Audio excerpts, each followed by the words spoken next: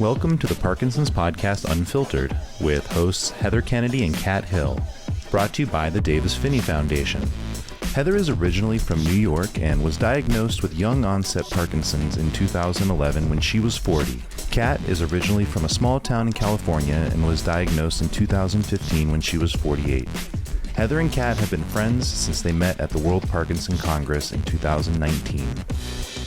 In each episode, Heather and Kat dive deep into the raw emotions and realities of life with Parkinson's.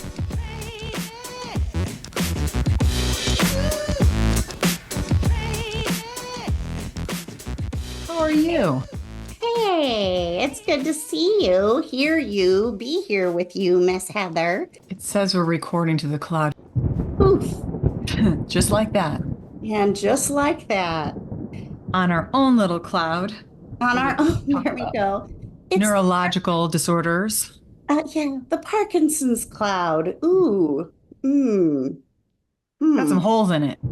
There's some storms a-brewing. And we get a lot of questions about this storm. And it doesn't just pertain to Parkinson's only. This could be useful for multiple sclerosis, ALS, MSA, a bunch of other neurological disorders. Plus, in general, everyone has something. In general, everybody's got something. And I feel really actually privileged to have talked to so many folks with different challenges and the role as an ambassador and a speaker. But there's some themes to the questions, Heather, don't you find that? And we're going to try to cover kind of the 5.5 most commonly asked questions. I have a new friend who called and asked me a question the other night that I just loved. He said, I'm recently back in touch with a friend who has Parkinson's. How might I be a better friend to this person? What can I do? What would you like people to do? I've heard that a lot too. How can I support my fill in the blank, my friend, my lover, my brother, my daughter, my sister, my uncle? What a nice question. It's a great question. Let's dive into it. What do you think? What did you tell your friend, Heather? What did you tell her? Number one, please be flexible with us. If I say I'm going to be there at 3:30, I'm making my best effort to tie my shoes on in a reasonable amount of time, but my body doesn't always communicate well with my brain, and the two kind of clash a bit. So I might be a little bit late. Give me a window of time, please. Or if you're coming to my house, please know that I'm not going to have everything perfect. I might be a little wobbly or unable to speak clearly. Just be flexible.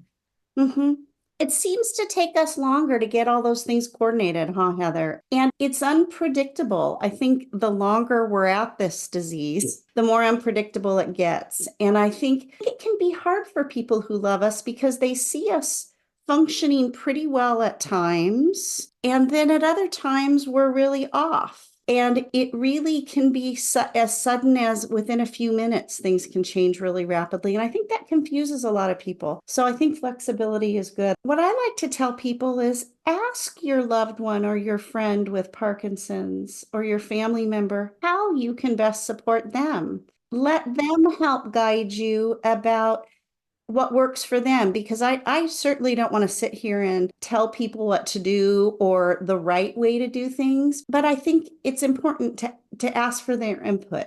Yeah, we consider what do they want to talk about with their Parkinson's. Right. They may not even want to talk about it. True story. There are times when I get sick of being the person with Parkinson's in the room. People will say, well, no, how are you really?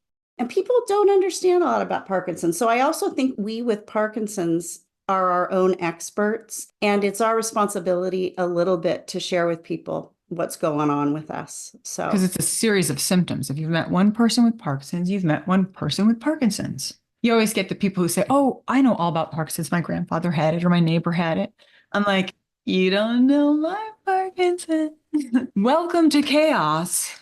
Yeah, I think flexibility and checking in with your loved ones about how to support them, those would be the two key things. And also knowing that it changes. You know, the longer we have the disease, just like if we get the privilege to age, things get more complicated and convoluted. So knowing that we're all progressing through this journey of life, and it's complicated when you're managing a complex neurologic disease.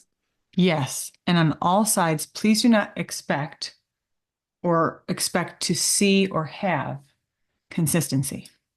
Everything's always changing. We have to get comfortable with uncertainty. Our meds are always changing. The dynamic of our med schedule is changing. With DBS, things change if they choose that. Depends on if you've gotten sleep. We are a little bit like the princess and the pea. Everything affects us.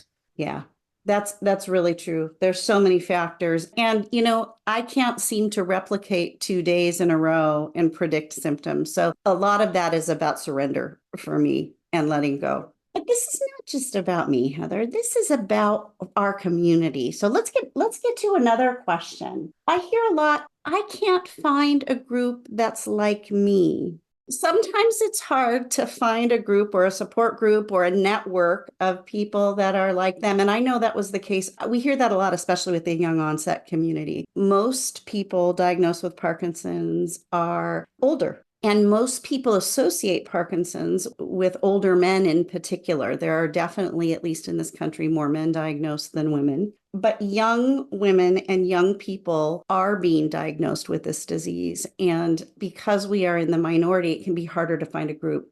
I tend to direct people towards the big groups like Davis-Phinney Foundation. Sometimes your group may need to be online because there may only be a small handful of people in your area that are diagnosed. I think it's vital, though, for anybody with a disease to stay connected and build community. You need to find people that can support you. It doesn't always have to be somebody else with Parkinson's. It can be, your youth group, your church group, your women's group, your people at work. There may be vibrant ways to find support in your community. Grief groups. There are a lot of losses in this disease that we have to sort of. Pickleball. I mean, let's face it, it's all Pickleball.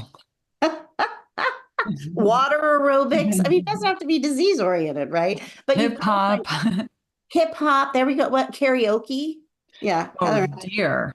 By the way, in terms of support groups, I like it when I walk into a room and everyone's older because I'm assuming they're wiser. I'm following them. That's how I was brought up, to treat your elders with great respect. So I'm all ears. That's why you're so nice to me, is it, Heather? Actually, I thought I was older. My birthday's this week. You're not older. Happy birthday. You are my older sister by a few years. No, just one, right? No, a bunch. What? Yeah. You're young at heart. I am. Bless you. Bless you. So how do we find our people? If I had to get a brain disease or something like this to meet you all, I suppose some of it was worth it. But I'd rather go a little easier next time if we can, please. Like the view of the town of San Francisco from the 8th floor or the neurological department of UCSF is astounding. But you have to have something wrong with your brain to get up there. The view's amazing, but wow. Mm-hmm. Well, we found each other through the World Parkinson's Congress. Is that correct? That's how you and I found each other. I found the Davis-Phinney Foundation. They came and did an Every Victory Counts summit in my town in Portland, and I was introduced to them that way. And I found a lot of the community online, but there are groups, there are often support groups through hospital systems, sometimes through church systems, through Parks and Recs. Do check to see who's running it. It's usually businesses, believe it or not. There are a lot of businesses that back them. So if you choose to get involved at a national or international level, I think do be careful. Do be careful. But for the most part, this community has been welcoming, supportive. There's lots of amazing resources through organizations like the Davis-Phinney Foundation, Bryant Grant Foundation, the World Parkinson's Congress and Coalition. And I also think when you're first diagnosed, some people are not ready to talk about it right away, too. So a support group may be a lot for them to dive into. Are they ready to start sharing about their diagnosis? Are they ready to meet other people with the disease? So thinking about that and when you're ready is important, but you've got to find a community. I just can't force that enough, or utilize the community that you've already got to help support you. Right. And remember, you don't always have to have your camera on or your full name on the screen. You can join groups that you know are screening. And then once you are open, if you feel like that, you can connect with people. I mean, you start listening for the similarities. And then pretty soon you have a bunch of acquaintances that are actually valuable. And I've learned more from these folks than I have from all my doctors put together because of the amount of time we get to spend together, which leads us to the next question. Mhm. Right? Absolutely. Another big question that we get is about medication. Now, we're not doctors on here and we're not going to tell you We're about not? medications. Well, I played one in the hospital as a midwife, but Mm-hmm. not many babies are born with Parkinson's that we know about yet. So, Right. but it's a good question, and people talk a lot about their medicines, and we get a lot of, when should we start medicine, or when did you start medicine? That's a big one. And again, we're not going to have one pat answer. Sorry. There's a bit of a myth out there that if you start it early, you will have less quality of life later because it will lose its efficacy faster. I'm going to challenge this because I started out pretty slowly. I learned I had Parkinson's and waited almost a year before I even touched many meds, And the meds that I was on were the wrong ones at first. Mhm. And it takes some trial and error. That's frustrating because we go in, once we finally have a diagnosis, for some of us that can take a long time, for others of us it comes pretty quickly. And then we think, okay, we know what this is. How do we fix it? Isn't there medicine to fix it? Oh, wow. I get a lot of those too. Do you get those notes from well-meaning friends and family? Hey, look, they found a cure. I'm thinking, in mice, 1 out of every 10 mice in the first round of development of the research study. It's like, it's not the same. Yeah, and I actually would like to file that, circling back quickly to our first question about how to help. In general, that isn't helpful. For most people, don't want friends and family to be sending them everything that they hear about because it becomes inundating. But you can ask, hey, are you open to hearing about this study? That's nice. Imagine asking. So when do you start meds? I would say your quality of life is the measure of that. And I think I also think that people are fearful of the side effects. A lot of what's called the dyskinesia, or kind of that rolling motion that we see, for example, Right now. box. Heather is rocking and rolling with her dyskinesia right now. Wonder. But that not everybody gets it. And there are studies that show that perhaps it's not both that gender may impact when you get your dyskinesia, if you get it. My strong feeling for everybody is to have a dialogue with your provider and ask the questions. You also can try medicine if you don't feel good, and you can take and stop medicine if you want to. You need to do that in tandem with your provider because some medicines are dangerous just to stop, but it is your right to do that as a consumer. This is a complicated disease that you're going to live with for a while. Sorry, this is the good and the bad news. And try it. If you don't feel good, try it. If your quality of life's impacted, try it. You can always stop if you don't like it or you don't like the side effect. All right. So moving on, let's talk about our half question, Heather. One that we get asked all the time, and it's not either of our favorite questions.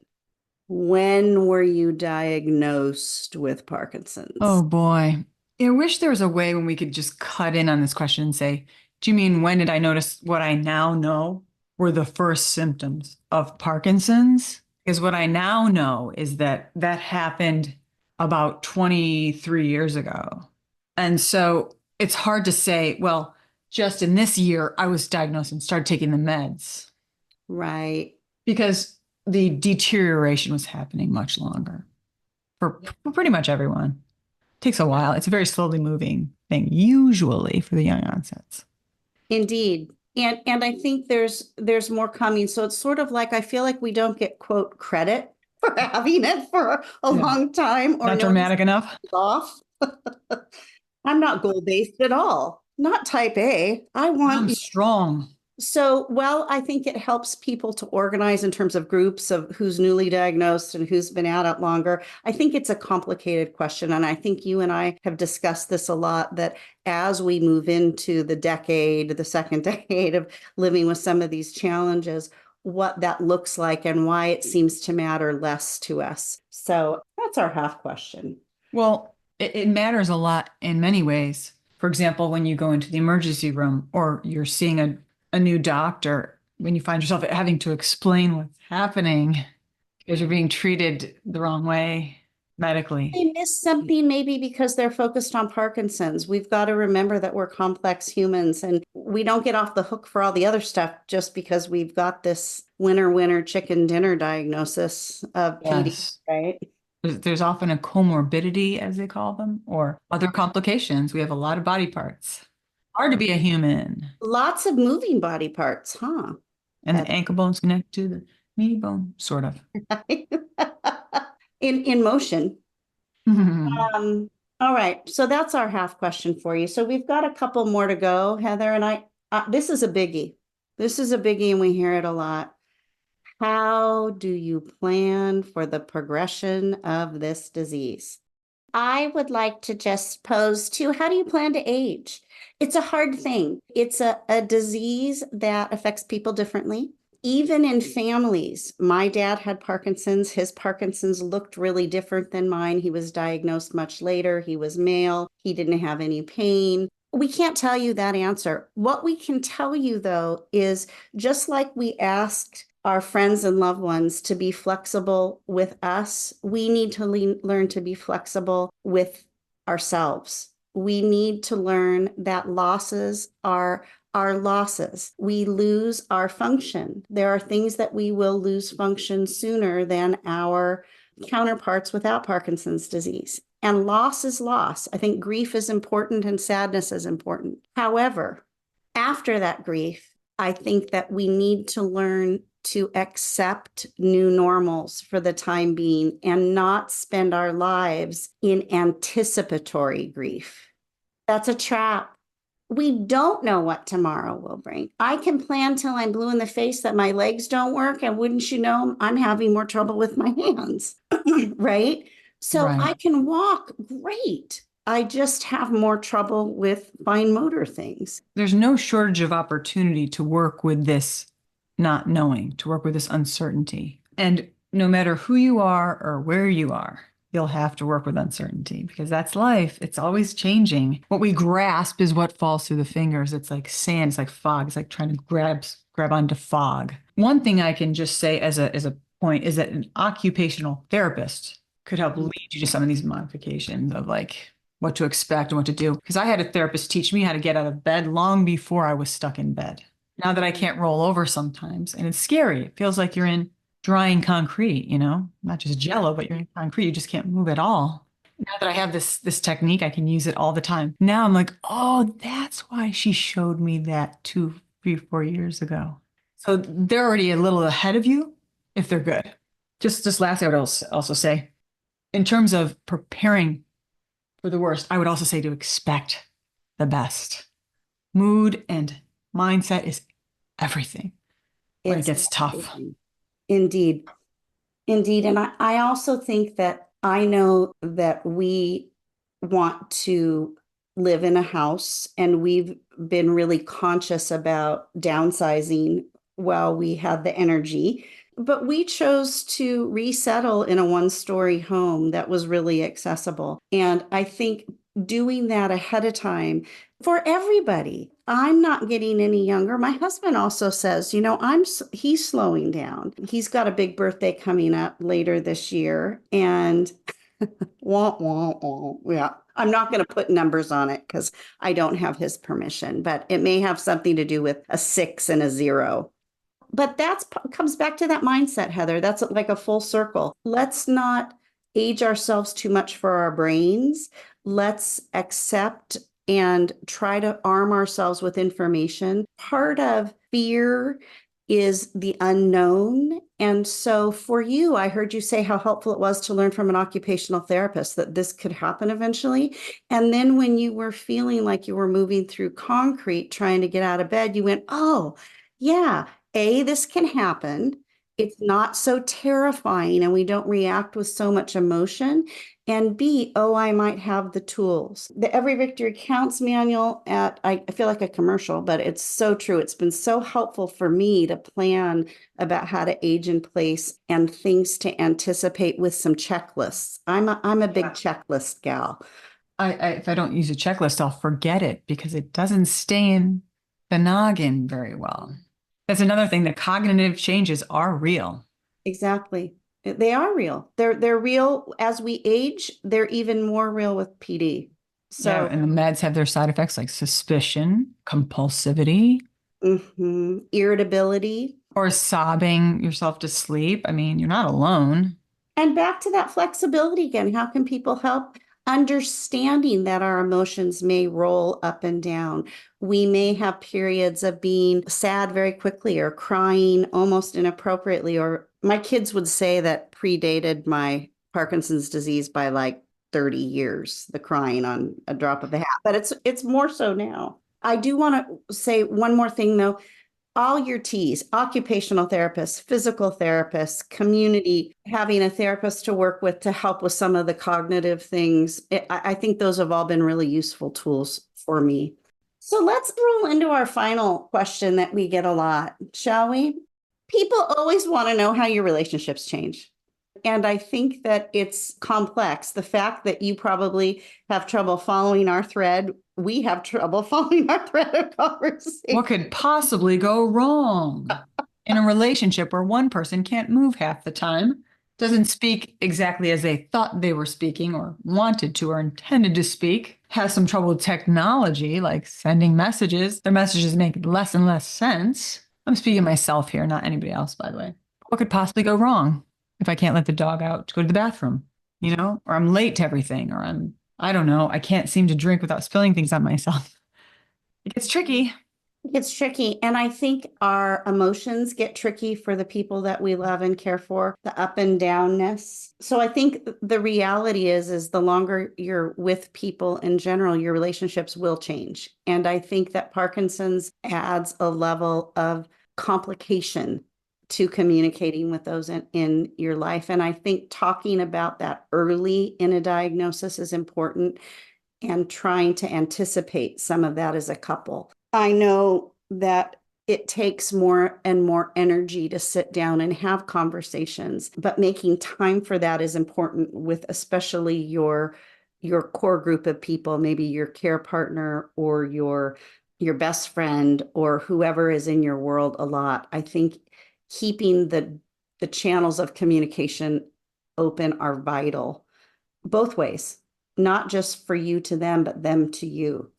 Right. And typically the caregiver or the person who does more of the care partnering and more of the offering of support needs to rejuvenate, and they need support more than anything. So there are many groups, including some through the Davis Phinney Foundation, that are offering people a place to sort of not just kvetch, but just to sort of say, hey, how do you deal with this particular problem? Or my partner's snapping at me, when in fact the partner might just be a little off.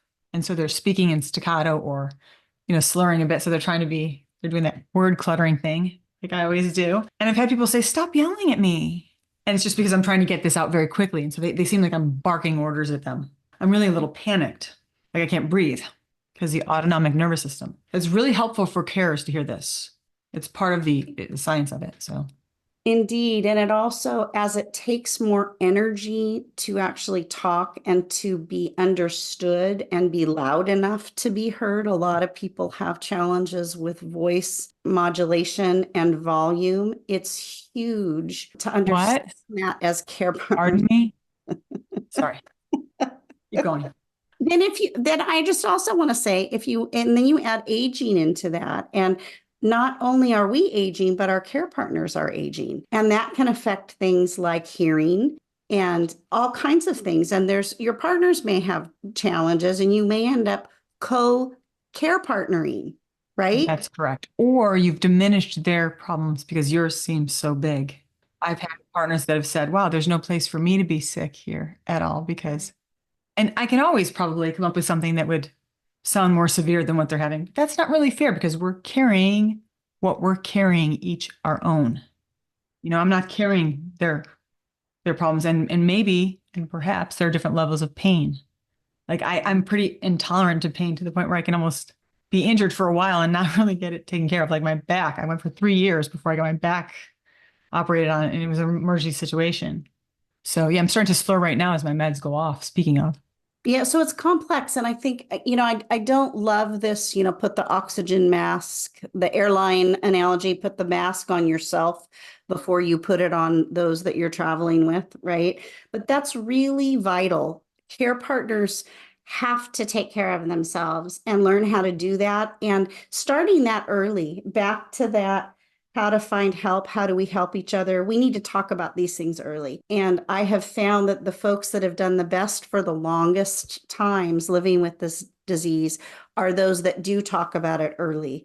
They are committed to keeping the lines of communication open. I've also seen couples split because the communication isn't good and it gets more difficult. I think that happens a lot with chronic illness. Usually when there's a fight where there's a vein popping out of your forehead or your neck and you're starting to call each other names and saying, you always do this thing. You start using words like that and screaming. You have to remember another thing about Parkies or people with Parkinson's, we don't calm down quickly. People do meet partners after diagnosis too. Indeed. Our wonderful guest, Jennifer, who was on our pod a while back talking about flirting.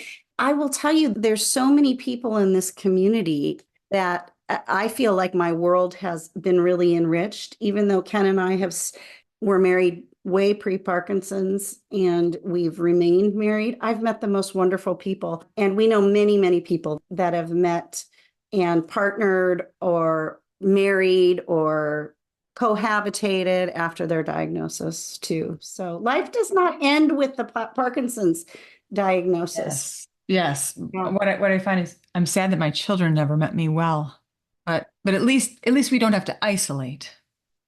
We are not alone. There, unfortunately, the numbers are growing.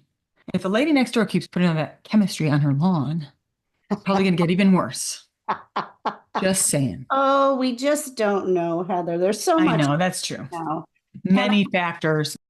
I sure am lucky that you're around, Kat, because you're very thoughtful, diplomatic, and ultimately kind. I'm not always thoughtful or diplomatic, and sometimes I'm not even kind, but most of the time I do intend and try very hard and work very hard at it.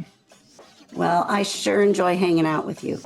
We will try to keep this fresh. We want to have some guests on. We want to talk about some things. All right. Well, thank you so much for tuning in. This is Kat and Heather with Unfiltered.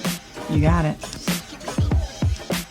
Thank you for joining us for this episode of the Parkinson's podcast Unfiltered with Heather Kennedy and Kat Hill. For more information about the Davis Phinney Foundation and to learn about educational offerings and community events for people affected by Parkinson's, please visit davisphinneyfoundation.org or dpf.org. This podcast includes information about Parkinson's and insights from our Parkinson's community. It is not intended as a substitute for treatment advice from your own medical providers.